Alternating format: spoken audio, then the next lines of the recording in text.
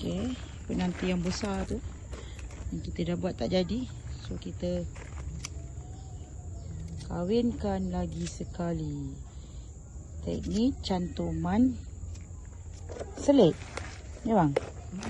Okey. Tapi kita kawin tinggi, kita kawin atas. Bila kita kawin tinggi macam ni, itulah jadi pokok dia macam ni. Okey, korang, apa kelebihan pokok yang kawin tinggi ni? Pokok durian kena pengudaraan yang cukup So sebab tu dia kawin tinggi, bawah angin boleh lalu, pokok akan sihat. Itu Sifu Kak Yong bagi tahu. So sebab tu orang tak tahu kelebihan kawin tinggi ni. Kau cuba tengok dekat Thailand, Vietnam, semua kawin tinggi. Sebab kita nak dia mendapatkan pengudaraan yang cukup.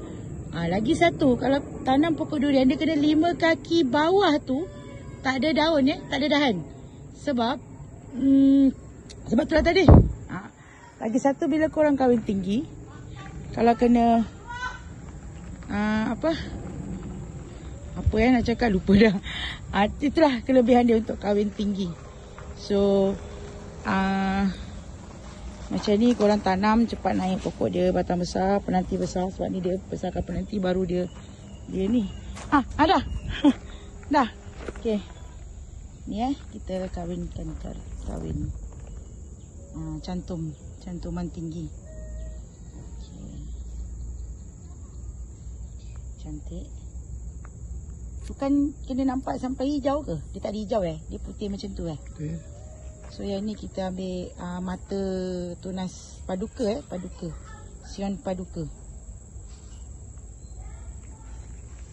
Okay, sion paduka. Harap-harap jadilah.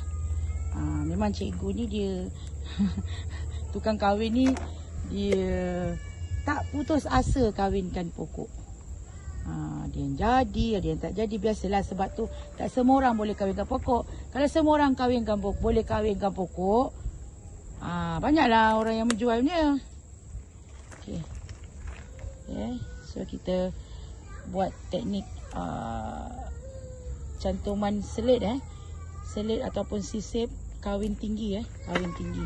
So nanti macam Kak Lun tunjuk tu, dia hasil dia jadi macam pokok tupai king tu. Kan cantik. Ni batang pun dah besar, cantik ni. Batang dah setahun lebih ni. Okay, so nanti kita sebab hujan banyak sangat kot. So bila